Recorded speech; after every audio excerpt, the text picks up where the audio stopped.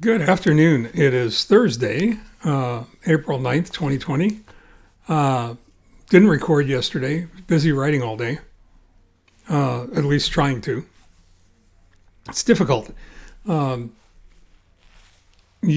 Somehow more difficult yesterday than it normally is.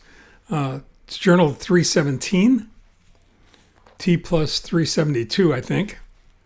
And first of all, thank you for responding to my question about where to start. I think I'm going to start with the customer, because I think that's where the whole notion of being in business begins and ends. And it ends with problems, pain, and a little bit more than just Providence. And that may be the title. That may be the working title of the first book I repurpose. Problems, pain, and more than Providence, because it's going to take more than luck to make it happen. And let me explain what that means.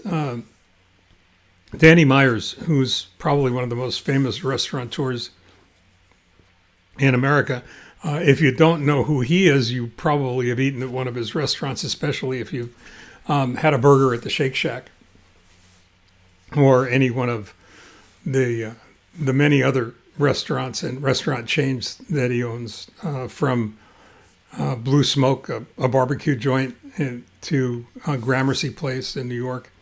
We've been fortunate enough to eat at a couple of his restaurants, and the quality of service is unparalleled. And it's not by accident; it's all by design.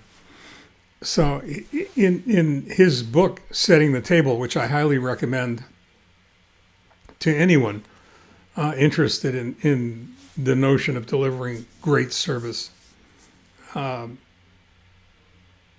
he recounts a story in which he was talking to his grandfather, who happened to be his primary mentor, the person who helped him understand business and how to deliver high quality service and how important consistency is.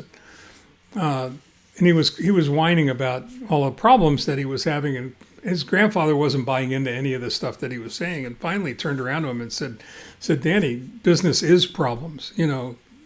Snap. If you take a line out of Moonstruck, it's just about figuratively smacked him across the face and said, snap out of it. And you almost have to do that if you're going to be in business.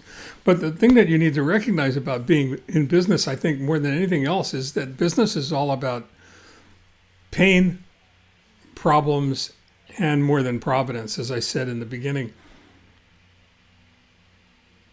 It's about eliminating pain and solving problems. And it takes more than luck to do that. You need to understand what problems your client, your ideal customer is trying to eliminate. You have to understand where the pain is coming from and what you have to do to alleviate it, to eliminate it. And it begins with the recognition that, one of the best definitions of service I've ever come across is that it's a helpful or beneficial act performed by one person for the benefit of another.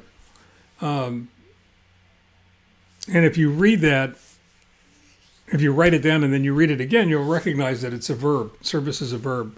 Action has to take place in order for the service to be meaningful. So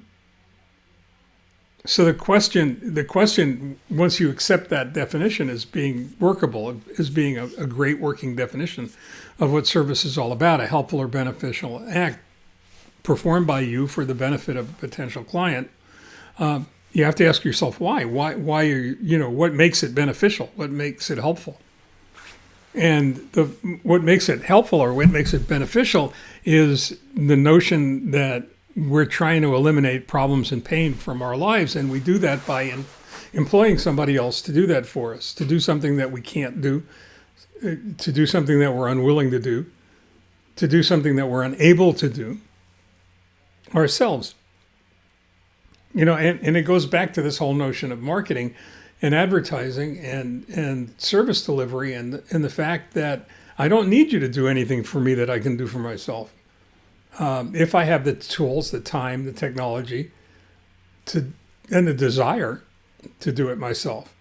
However, if I don't want to do it myself, then I do need help. I do need a helpful or beneficial act. So the fact is that it takes more than just wishing to make it so. It takes knowledge. It takes research, really. The knowledge of what pain your client is trying to eliminate, what problems are trying to get solved, he or she is trying to solve in their lives, and caring enough to go through the effort and cost, the energy to make that all happen. It also takes caring, as I just said, but in addition to that, it takes systems, policies, and procedures, because that service delivery, the solution of those problems, the elimination of the pain, has to be repeatable, has to be consistent. In order to make it repeatable, in order to make it consistent, you have to have the systems, policies, and procedures in place so that you aren't necessarily the only one who can make the magic happen. If you're the only one who can make the magic happen, then there are two things that are apparent. You'll never be able to scale your business up to the size that you need to. It'll always be dependent upon whatever you're physically capable of doing. And you won't have anything to sell when the time comes to sell your business, because if it won't run without you, then you literally are like a Roman galley slave chained to the oars. So this idea of being able to go ahead and create a dynamic, responsive machine capable of solving problems and eliminating pain for your customers and clients, consistency becomes critical. And that's going to be what I try to pull out and include in the first supplement to Misfire. We're going to go ahead and create. Now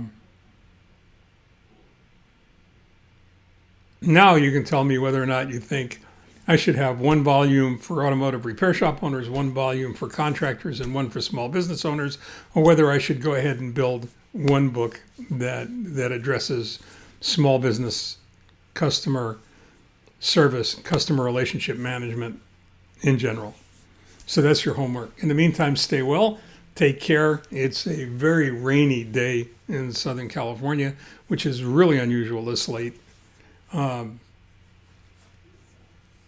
the year, or this early in the spring, or late in the spring, or whenever the hell it is.